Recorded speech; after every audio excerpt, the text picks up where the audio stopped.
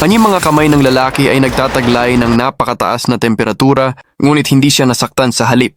Ang kanyang mga kamay ay naging napakalakas at nakakuha ng kakayahang matunaw ang anumang bagay sa loob ng ilang segundo. Hindi na niya makontrol ang kanyang mga kamay. Pagtanto ang panganib na kumuha siya ng bote ng gamot sa kanyang bulsa, umaasa na ang mga gamot ay sugpuin ng mataas na temperatura. Ngunit ang kanyang kamay ngayon ay wala ng kontrol. Natunaw ang bote. Agad na nabasag ang bote at natapon ng mga tabletas kung saan-saan. Wala na siyang ibang pagpipilian ngayon, wala ng antidote. Patuloy ang pag-iipon ng enerhiya sa loob ng kanyang katawan. Nagsimulang mamaga ang kanyang braso na naging pula at mainit. Hindi niya napigilang ibinaba ang braso, sinisira lahat ng nasa kwarto. Sa huli ay kumalma siya. Para malaman ang dahilan, nagmaneho siya kasama ang kanyang anak na babae kinabukasan upang makahanap ng mga sagot. Bigla siyang nakaramdam ng hindi matiis na sakit sa braso niya. Hinawakan niya ang manibela, pero natunaw ang kamay niya, Dad.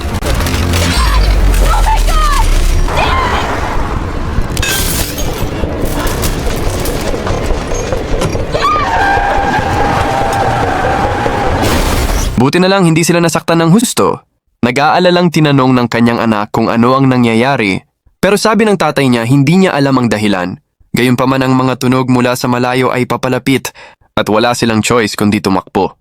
Sa huli ay nahuli ang lalaki. It turned out na siya ay isang wanted superhuman. Nahanap na ng mga pulis ang kanilang kinaroroonan, so wala silang choice kundi tumakbo. Ginamit ng lalaki ang kanyang superpower para tunawin ang isang pader. At lahat ng mga superhuman ay matagumpay na nakatakas sa pagtugis ng pulisya. Ngunit hindi pa siya nakakalayo ng ang mga pulis. Lumitaw sa likuran niya ang kanyang nahawaang braso na kitang-kita. Akala ng mga pulis ay mahuhuli nila siya. Ang lalaki gayunpaman ay wala sa oras.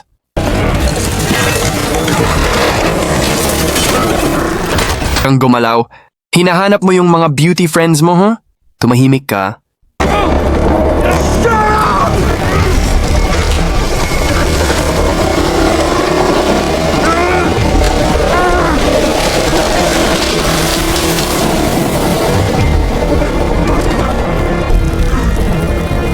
Pinaghahanap din ng mga pulis ang kanyang pamilya at sila ay nasa panganib. Palihim na pumunta ang lalaki sa likod ng isang bahay at ginamit ang kanyang superpower.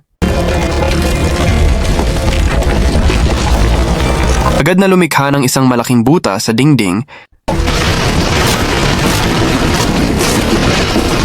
Roon ang pagkakataon ng kanyang asawa at anak na makatakas sa pagkubkob ng mga pulis. Ngunit saan sila maaaring tumakbo?